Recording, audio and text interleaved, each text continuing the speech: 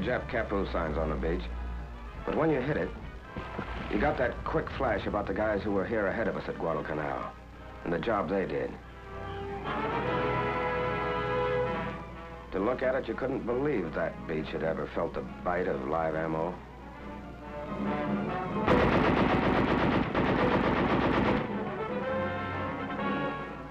They said we did okay on the canal dry run.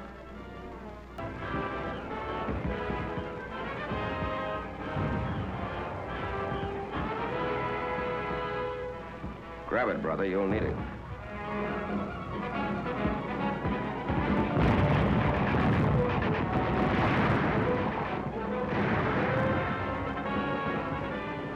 A 20-foot sand cliff to climb we didn't know about. And we were pinned down by machine gun fire and mortars. It helped to see other guys looking like you felt. But they were taking it too. That helped more. Machine gun fire wasn't so bad. Our planes knocked out their mortars.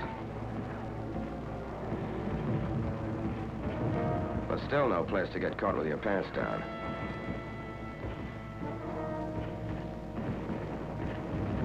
They had no regular defense line. They melted right into the ground. We had to blast or burn every damn last one of them out.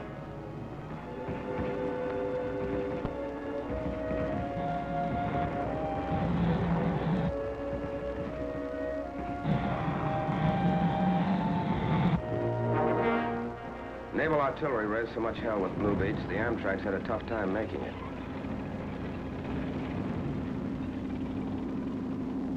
Back at Red Beach, things had got better. We were able to move in off the beach, which was also nicely torn up.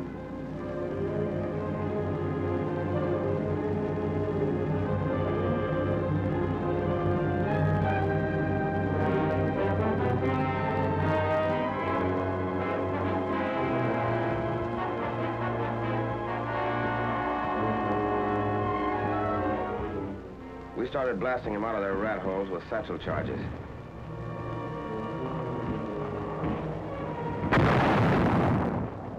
By H+1 hour, we had a combat intelligence center operating, but we couldn't locate anybody for intelligence to talk to.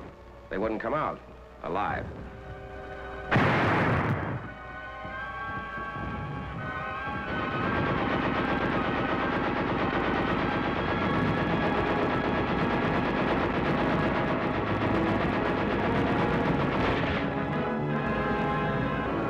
Medics brought casualties down to the beach while we went on burning and blasting, extending the beachhead. And for every litter that went out, 6 other guys came in.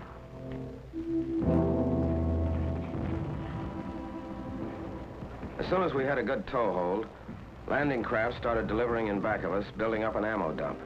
The Japs were still on high ground to the northwest with mortars. They hit the dump.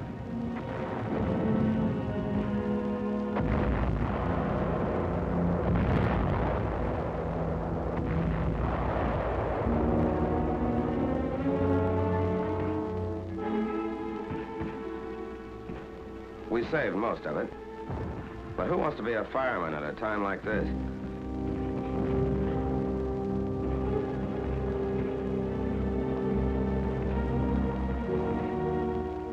General Miller came ashore the next morning to get a first-hand look at the scoreboard. It was no setup. Inland, the Japs were acting tough. We'd had snipers and mortars on us all that first night. Plus, they're trying to infiltrate through the lines for some quiet knife work. That second morning, we were behind schedule.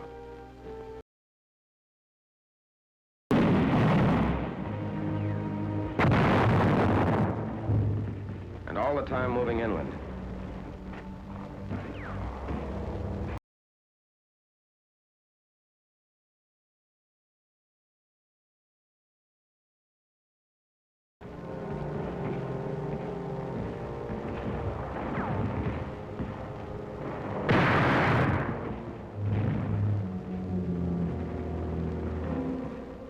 They were tough monkeys.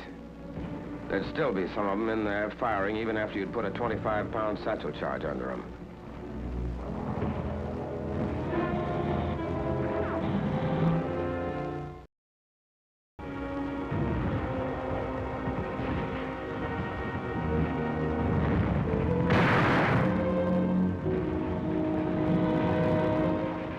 this time, we'd cooked, blasted, or shot 600 of the little apes.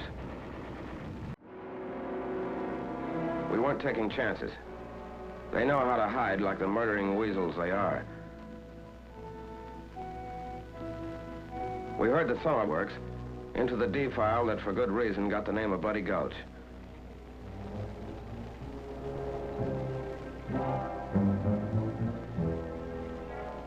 There were plenty of Jap machine guns and snipers up there, too. A Jap 75, mounted on rails, kept poking out, firing, and pulling back into a cave. We couldn't see what the hell was going on up ahead. Vincennes, repeat your last transmission. I did not hear. Over. I said we're stopped by enemy fire at the head of the gulch. Sea breeze, I think it's sea breeze, just got hit up ahead. Vincennes, this is Boober. I'm pulling Cherry back out of the gulch. She threw a right track. Then we'll move up and give support. Is that okay? Over. We have to get our wounded out of the way before we can do anything about that. All right, all right. Vincennes, this is Cyclone. I'll tell you what to do. After the wounded are removed, use your gun to blast that tank out of the road. Over. Okay, I'll try that, but it may take a lot of AT. I suggest the infantry blast it out with satchel charges. Can a demolition squad get near enough? What about enemy fire? Over. They can get up there. They can get up there. We're under fire all right, but those litter bearers are working right in it. They're bringing those guys out with stuff kicking up all around them. Brother, what guts. All right, then. I'll contact infantry. As soon as our wounded are out of the gulch, we'll blast. Will any combat vehicle to the rear speak to me? Come in, please. Over. Okay, Cyclone. This is called contact. Over. I want you to warn all infantry in your vicinity to take cover. Get them off the rails. We're going to blast up ahead. Now, to any combat vehicle near there, pull back out of the way. Acknowledge. Acknowledge. I heard you, Cyclone. This is Rose. I'm right in there, but not too close.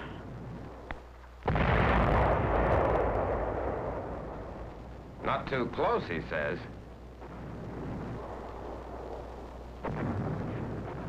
But the way is cleared now for the 2nd Battalion to move through the gulch. We were going to start a little encircling maneuver. So we split up.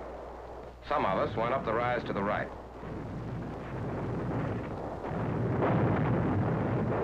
The rest of us went to the left, going in with everything we could carry.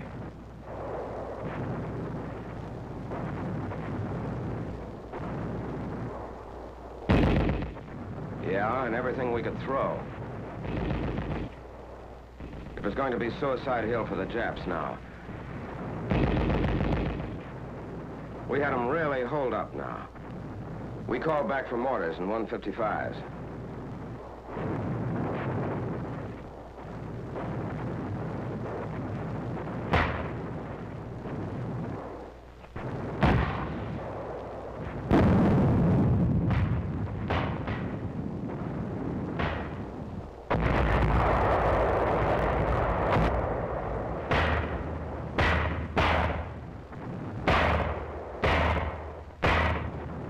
They really got it, all afternoon and into the night.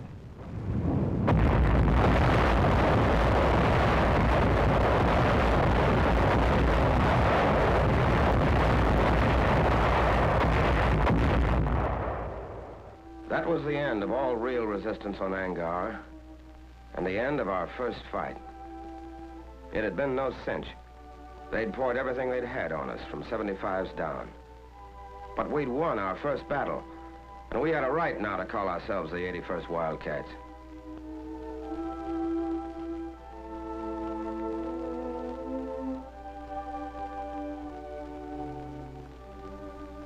When you watched those guys come out, you realized something you hadn't known. How mad you got when the bastards hit the guy next to you.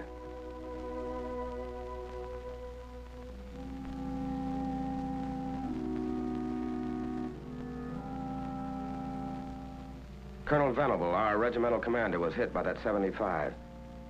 With the rest of our officers, he'd been right up there with us.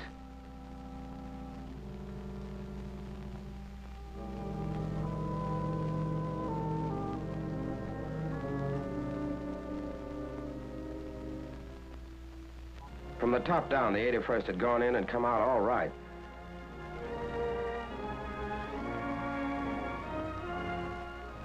These are the faces of men who fight. These are the tired faces of men who have seen death. These are the faces of men from your own hometown who carried the flag of America a step nearer to Tokyo. Look at these faces. Here's the boy who sold you gasoline on a Sunday afternoon. Here is an American boy.